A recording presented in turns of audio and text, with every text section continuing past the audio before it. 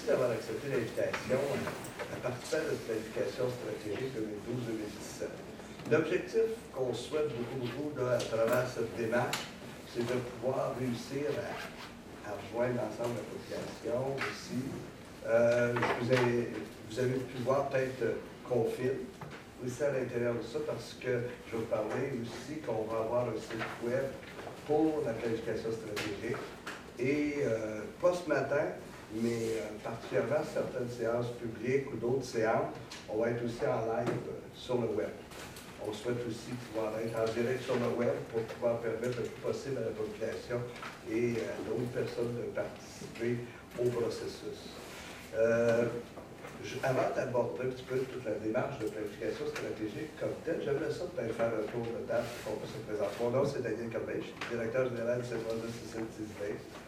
Puis, pour moi, la démarche actuelle est primordiale pour faire un alignement organisationnel en fonction des priorités et des enjeux de notre territoire. Fait que j'irai peut-être de ce côté. Monique, directrice générale adjointe par intérim, ici au C3S sous Tisdale. Bonjour tout le monde, je vous ai la organisatrice communautaire du parti ici dans le moment, je suis la garnison verte. Je vais juste peut-être faire un petit aparté. Nos amis de l'anonyme ont voulu être là, malheureusement, ils m'ont demandé de s'excuser. Ils ont un petit délai au niveau financement qu'ils doivent remettre aujourd'hui. Et Anne-Aude Stella va arriver un petit peu en retard. Marie Snadou, chef de l'unité 404 à l'IH La Fontaine, les premiers épisodes. Bonjour, je suis Sylvie Coutin, je suis chef d'administration de programme et j'ai entre autres parmi les équipes que je gère l'équipe proximité itinérante dépendance. Luc Bergeron, intervenant plutôt en dépendance et responsable d'Alcochois. Bonjour. Ici, c'est monsieur? Est-ce que vous êtes... Au C3S. On est du tout au CLSC. Serge Duluth, je suis organisateur communautaire au CLSU, je suis à la Maisonneuve, C3S ou C3S. Je suis Michel Royer, technicienne d'administration, C3S ou C3S, je travaille avec un super et je vais prendre les notes. Lynn Cochon, directrice générale de la Maison du Canot, hébergement en Escouade. Alain Fortune, directeur général de la Maison Exode. Martin Tagier, coordonnateur clinique à Dopamine. Bonjour tout le monde, très content d'être ici. Luc Morin, directeur général de Dopamine. Lorraine Vermette, conseillère par la première ligne de la maison de Rosemont. Bonjour, Marie Lecavalier, adjointe à la direction clientèle, Centre de l'Art Cormier. Catherine Blain, travailleur de rue pour Pack de rue dans Mercier-Ouest, donc quartier connexe à Hochelaga. Maxime Bergeron-Laurentiel, chef de programme en organisation communautaire. Bonjour. Donc, bienvenue. On va parler un petit peu de c'est notre logo, la planification stratégique 2012-2017. Je fais la blague, on peut voir que c'est la représentation des trois territoires. Le CLSC qu'on peut voir avec certaines formes de mouvement à l'intérieur. Il y en a qui voient des fœtus, puis il y en a qui voient des personnes âgées en position fétale. Donc, en réalité, c'est du début de la vie à la fin de la vie. C'est notre offre de service. On a intitulé notre démarche de planification stratégique C3S souci d'idées vers l'avenir. De là aussi, le site web. On a créé un site web spécifique pour la planification stratégique, puis qu'on va utiliser aussi plus tard à autre chose. C'est CSSS Lucille Tisdale vers l'avenir.ca. Vous allez retrouver sur ce site un blog où il va pouvoir avoir des échanges à travers tout ça. On va pouvoir voir en direct les consultations publiques. On va pouvoir aussi avoir en différé l'enregistrement. C'est pour ça que j'avais commencé à vous parler tantôt de l'enregistrement. Aujourd'hui, on fait un petit peu la générale pour voir si tout l'équipement fonctionne, toutes les choses. On va mettre cette présentation-là en différé. On fait surtout les tests pour voir si on va être efficace en live en même temps. Donc, pourquoi? Bien parce que on veut que ce soit le plus transparent possible comme planification stratégique. On souhaite le plus de participation aussi. Et on permet aussi que le citoyen puisse avoir accès à cette planification stratégique qui peut s'influencer les priorités. Parce que la réalité, c'est que moi, en janvier dernier, le conseil d'administration m'a confié le mandat. Excusez-moi, on va changer un petit peu. Ça va être un peu le déroulement. La planification, je vais vous en parler, la population, puis on va parler plus spécifiquement de la dépendance, des enjeux, les défis, puis on va terminer avec quelques pistes de solutions, de priorisation qu'on va échanger, et ça va être le complément. Non, c'est beau. Ça fait que, voilà. Donc, en janvier dernier, le conseil d'administration m'a confié le mandat de faire une démarche de planification stratégique. Juste pour vous dire, la loi oblige les organisations aussi depuis cette année à déposer leur planification stratégique en même temps que les ententes de gestion. Nous, ce qu'on a fait, c'est qu'on a déposé des orientations stratégiques parce qu'on dit qu'une planification stratégique, ça ne se fait pas dans le bureau, ça se fait avec le monde. Donc, au cours du processus, on va valider les orientations qu'on a vues pour les ajuster ou les retirer si ça ne fait pas partie des priorités.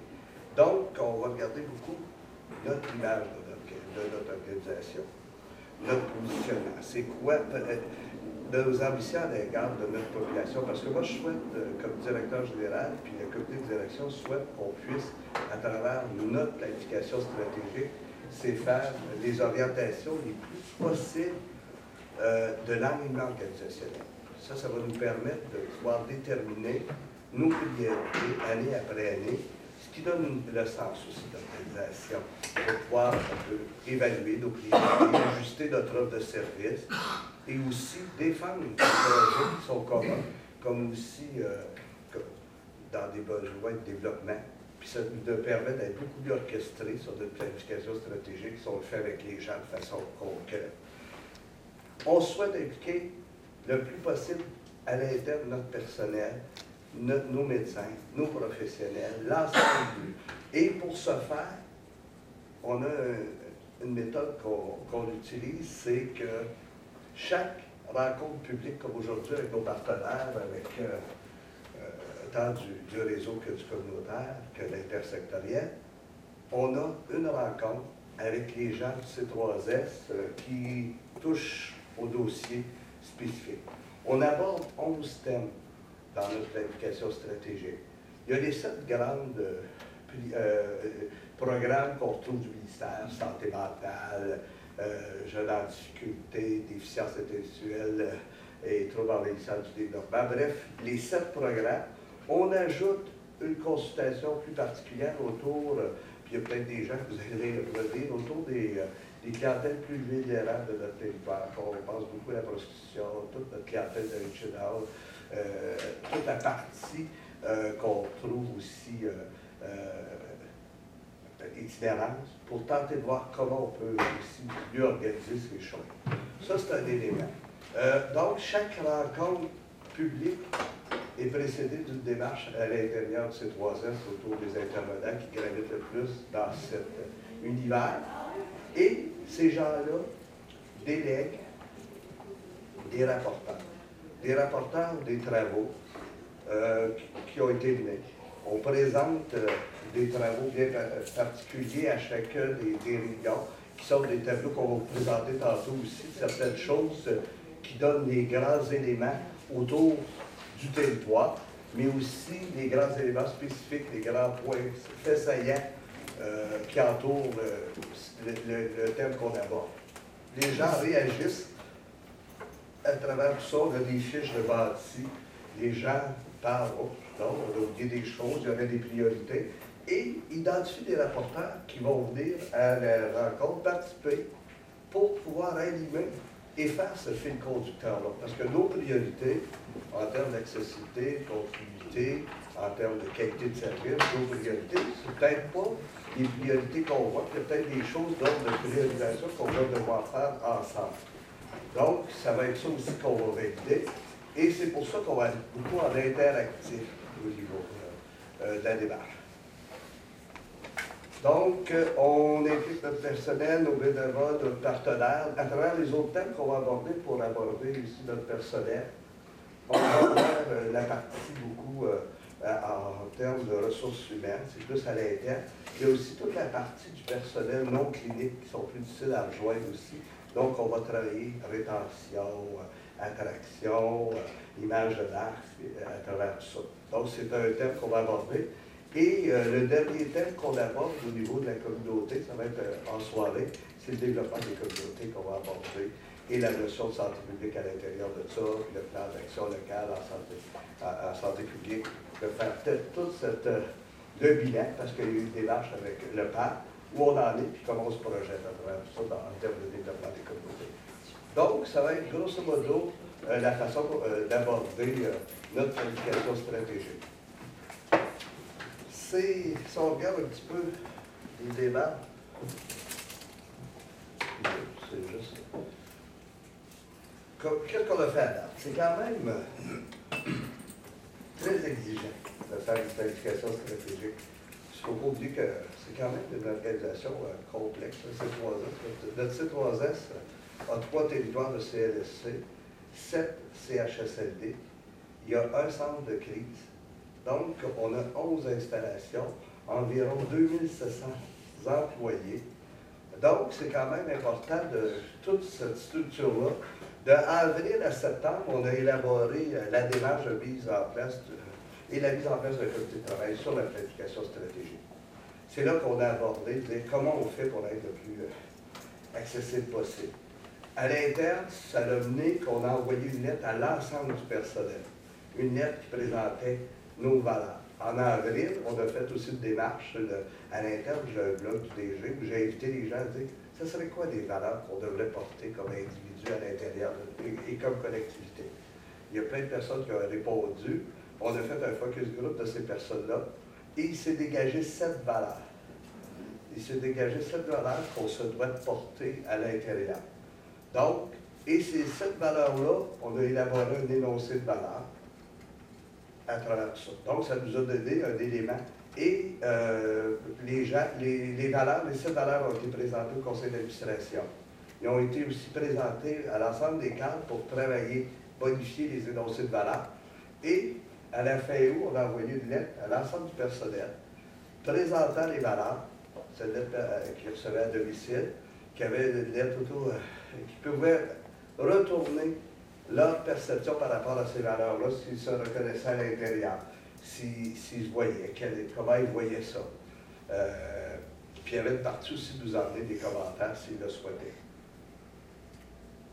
Vous allez peut-être dire, sur 2700, plus de 200, c'est peu, mais c'est beaucoup de personnes qui ont pris le temps de répondre et la qualité des réponses aussi. Donc, on a eu au-dessus de 200 personnes qui ont répondu de toutes les catégories d'emploi. Il y a 25% de ce monde-là, le cadre, qui nous remercie de cette démarche-là, d'avoir reçu cette invitation-là d'émettre leur opinion.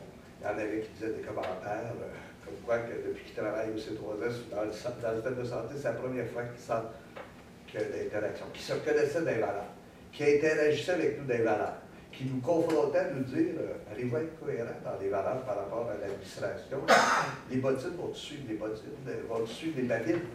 Tu sais, cette cohérence-là, parce qu'il y a des éléments importants qui nous mettent en évidence. L'écart entre l'administratif et le clinique. Comment on fait en sorte de réussir à créer ce corridor-là essentiel pour mieux donner les soins et les services à notre population. Mais les gens se reconnaissent dans les valeurs. Les gens sont fiers. Les gens avec beaucoup de fierté. Les gens ont espoir aussi d'une démarche comme celle-là pour qu'ils se reconnaissent à l'intérieur de la démarche, de dire ça va être notre sens organisationnel. Donc, c'était une démarche qu'on a faite en avril, ça, on a planifié tout ça, le comité. Puis on arrive de septembre à octobre à nos consultations publiques, qui est quand même, et à l'interne, parce que c'est coordonné. C'est très court en délai, puis je vais vous expliquer pourquoi. Une démarche aussi importante pour l'organisation et aussi structurée fait en sorte que on arrive avec une obligation importante qui est l'agrément. Nous, on n'a pas eu le C3S aussi utilisé, n'a pas obtenu son agrément lors de la dernière année. Québécois ou Canadien? Canadien. Par rapport au C3S, je vais vous expliquer un petit peu pourquoi. À travers tout ça, je sais pas, on n'a pas obtenu notre agrément lors des visites. Différentes choses, dont particulièrement, on avait de la difficulté à démontrer tous les éléments, les preuves. Parce que quand les visiteurs viennent, c'est très, très basé sur la démonstration des preuves qu'on a ou on n'a pas les choses. C'est formalisé. Donc, toutes les pratiques organisationnelles requises, il y a tous les éléments qu'on se doit d'avoir fait. Et ça, il y a eu ça a témoigné qu'on avait beaucoup de choses pas intégrées. Il y avait des choses pour le CLSC, il y avait des choses pour tel CHSLD qu'on ne trouvait pas dans l'autre. Donc, ça a fait en sorte de faire qu'on n'a pas obtenu l'agrément. Ils reviennent au mois de novembre. Ça fait à peu près qui vont être venus dans 2 mois. Ils reviennent en novembre. Le 19, la semaine du 19-20 novembre, sont là pour la semaine. Et on a souhaité que notre planification stratégique soit adoptée avant la visite d'agrément. On a accepté d'être un petit peu plus sur l'accélérateur parce que c'est tellement une démarche importante pour nous, cette partie-là, qu'on souhaitait que notre CA l'adopte le 13 novembre, effectivement, pour que lors de la semaine, qu'on puisse dire, ben, voici, on a notre planification stratégique, on a un plan de match avec nos orientations, on a un plan qui s'élabore pour la mise en œuvre. Bref, c'est ça qu'on a travaillé, c'est pour ça qu'on est dans les 12 thèmes qu'on aborde, donc la santé publique à travers le développement des communautés qu'on va regrouper dans un thème. On arrive beaucoup après le 13 novembre, ben, ça va être le déploiement du plan de mise en œuvre, puis amorcer aussi la mise en œuvre. Donc, on va avoir le plan, la diffusion, et commencer des choses aussi. Puis commencer, je dis, c'est poursuivre aussi, parce qu'on ne part pas de zéro. Ça aussi, ça c'est important, parce que il ne faut pas croire qu'on est dans un univers où il n'y a rien.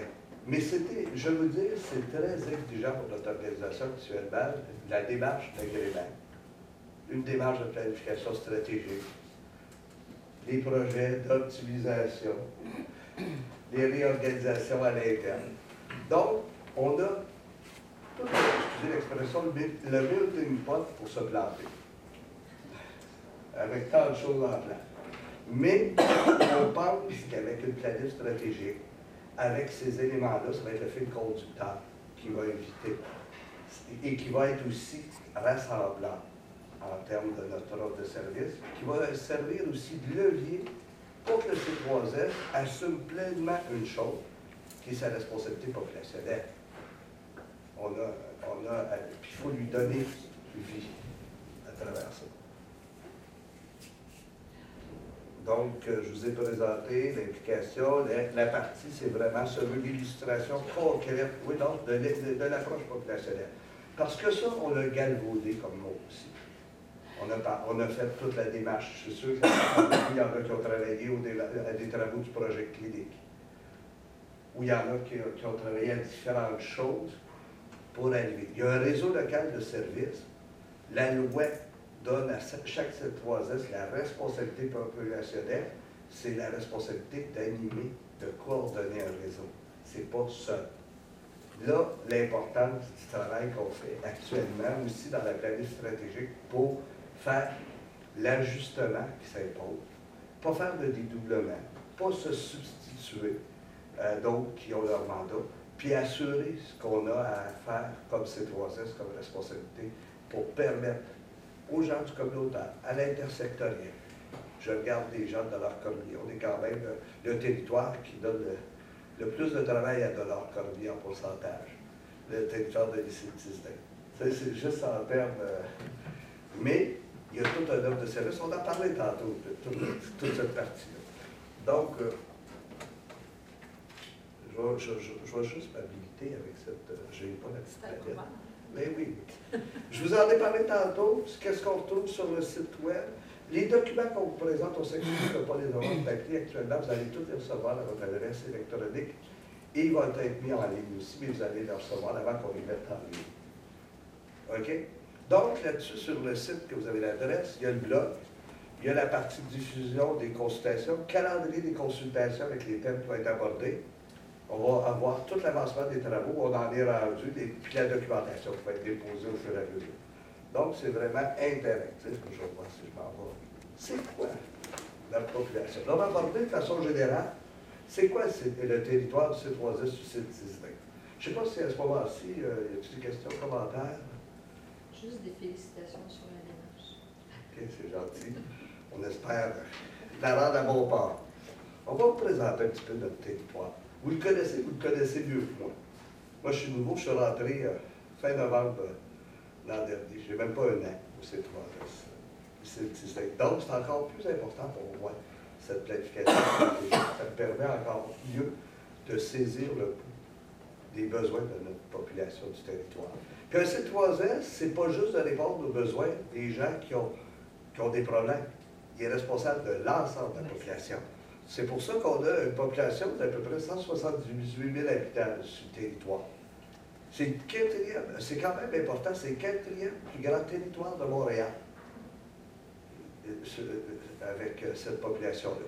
Comme je vous dis, 3 territoires de CLSC avec chacune de leurs particularités. On parle de Schlager-Maisonneuve, on parle de Mercier, on parle de Mercier-Ouest, Rosemont. Ce sont les 3 territoires. On dit toujours qu'on a 2 missions, qui est la mission CLSC et la mission CHSLD, mais on néglige qu'on a malgré tout, même si on n'a pas d'hôpital, on a une mission hospitalière qu'on a à travers notre hôpital de jour puis l'URFI. Excusez-moi, vous n'avez pas d'hôpital sur votre territoire? Non, mais dans notre C3S, on a des hôpitaux sur le territoire. Mais au Québec, il y a 2 types de C3S. Des C3S que l'hôpital est intégré, comme si on pense au cœur de l'île. Oui. L'hôpital est intégré. Oui, si on parle avec l'hôpital de Jean Talon, Fleury, la même chose. Donc, mais nous ici, on en a des hôpitaux, puis des gros, des majeurs. De Maisonneuve-Rosemont, on a Notre-Dame, puis on a Santa-Cabrili.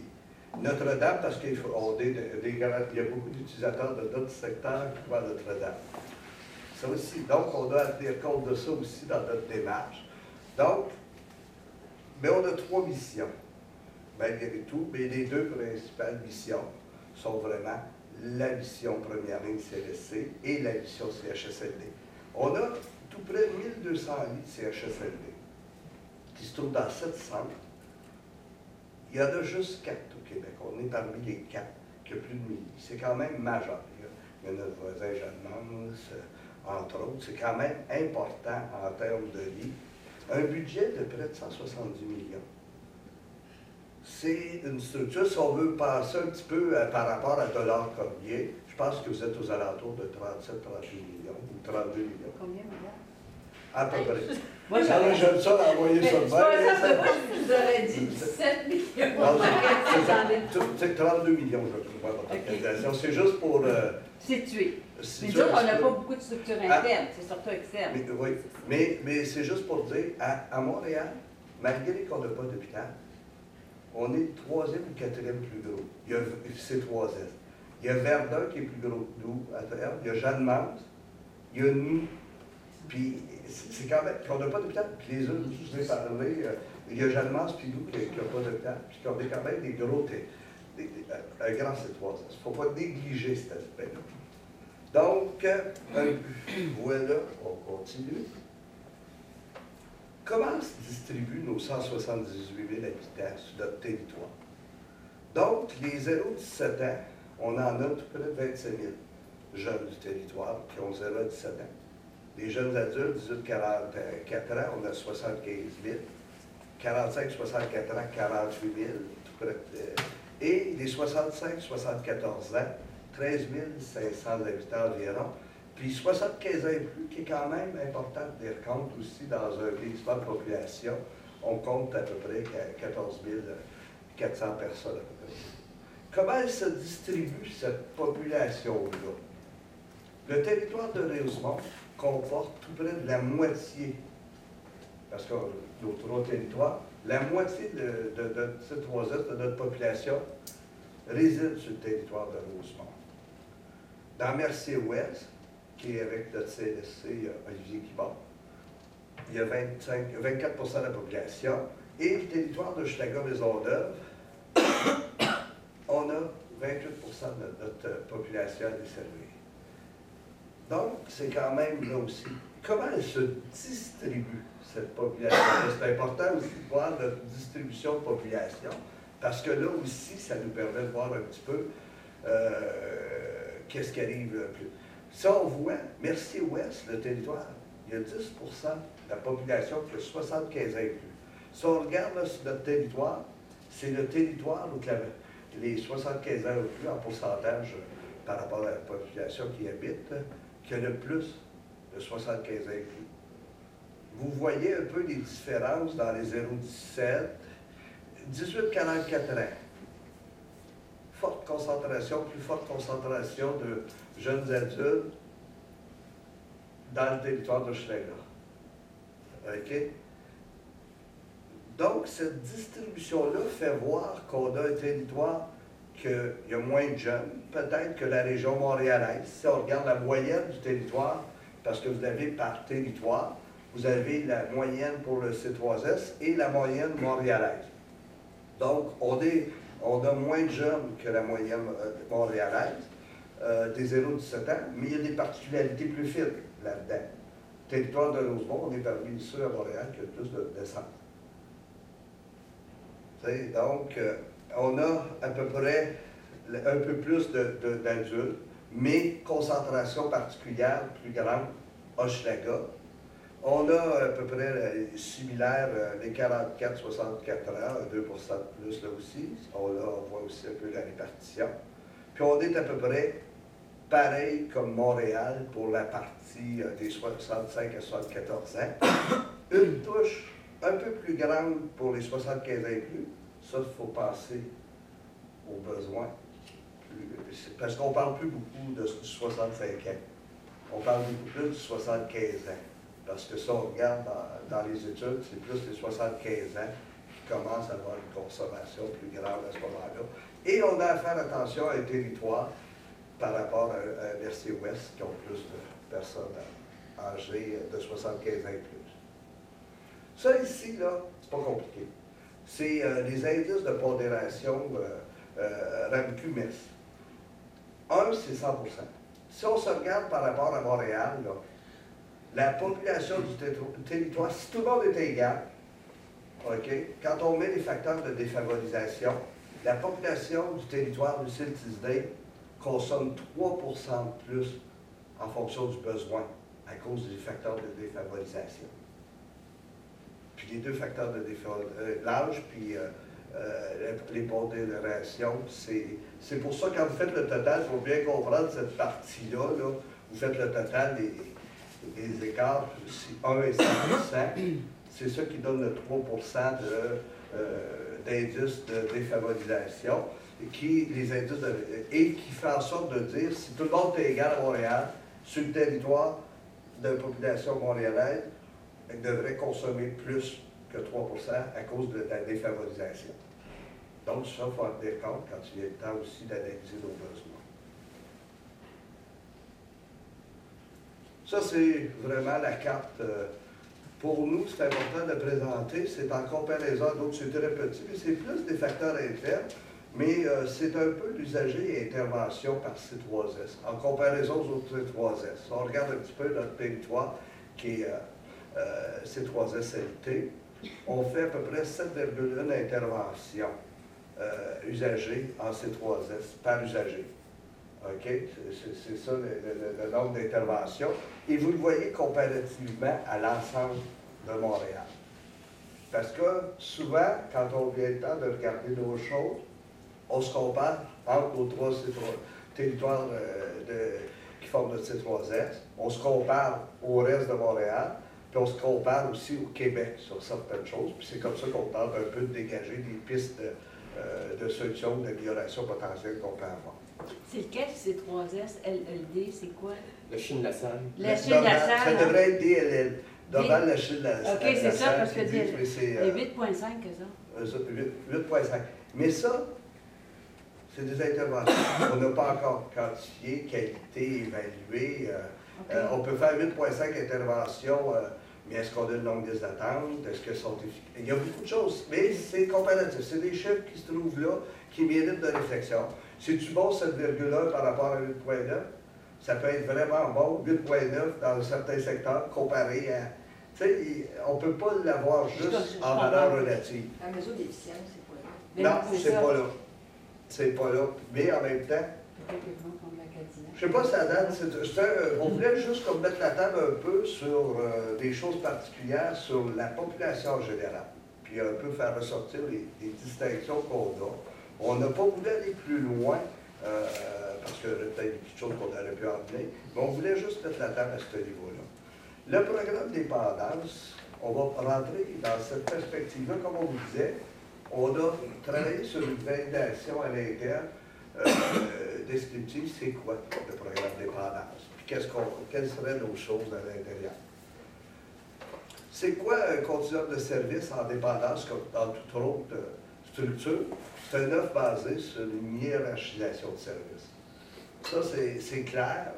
Un continuum, c'est basé sur une hiérarchisation qui va des services de première ligne vers les services de deuxième ligne, vers les services de troisième et quatrième ligne, qui est en termes d'intensité de besoin.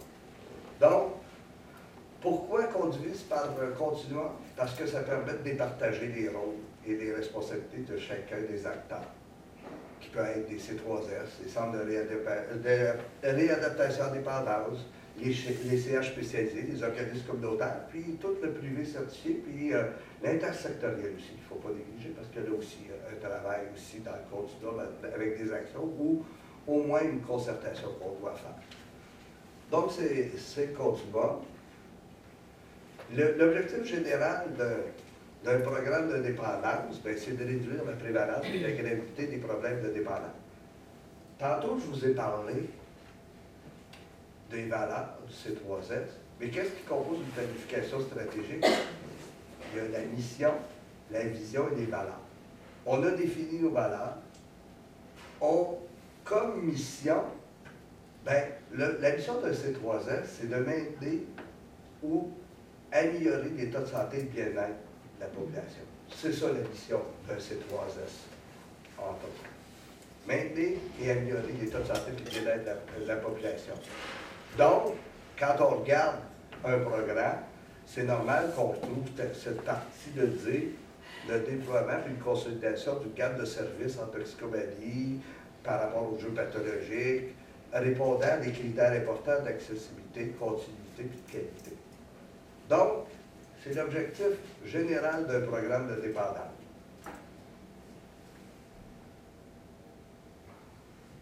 On voit qu'il y a 4 axes d'intervention en première ligne, soit développés ou à consolider.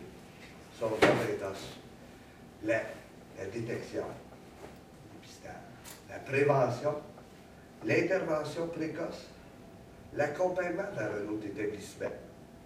Présentement, la clientèle est desservie dans plusieurs services du C3S en plus. Parce que si on regarde, M. Bergeron, vous êtes le seul qui est identifié au programme dépendance dans notre C3S. Mais ça ne veut pas dire qu'on n'en fait pas ailleurs. Puis il y a un choix. Mais en même temps, ça pose une grande question pour nous. Parce que dans les discussions qu'on a eues, qu'est-ce qui se fait au service généraux? Qu'est-ce qui se fait en santé mentale? C'est pour ça qu'on a des gens de santé mentale aussi. On va parler tantôt des éléments avec vous sur toute la partie qu'on va d'abord. Un élément qui ressort, je me permets de le dire là, parfois, on a l'impression que le C3S est plutôt le dispatcher. On le souhaite, on essaie de passer vers la deuxième ligne. Ça, c'est des discussions, c'est des éléments qui ont sorti. Puis tantôt, Sylvie, Hugo, José vont aborder un petit peu ces éléments-là à travers des discussions. Donc, c'est des axes d'intervention qu'on se devrait d'agir. Là, maintenant, à partir de là, c'est Monique qui va animer la partie qui suit, qui va animer aussi quand on va rentrer dans les discussions. En fait, je vais vous présenter quelques données ce sont des données d'ordre général dans un premier temps. Ensuite, l'information qu'on a recueillie au niveau de la première ligne et des informations qui m'ont été transmises par mes amis de Dollars Cormier. Fait que vous allez voir comment la population de notre territoire reçoit des services, que ce soit en première ligne ou en deuxième ligne.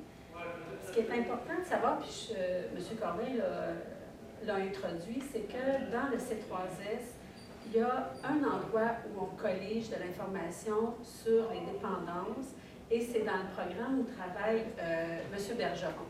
Et quand on regarde les statistiques, ça ne fait pas énorme, puis vous allez voir un peu plus loin, mais ça ne témoigne pas de ce qui se fait dans ces 3S. Puis notre défi, c'est de comprendre et de saisir exactement ce qui se fait pour cette clientèle-là.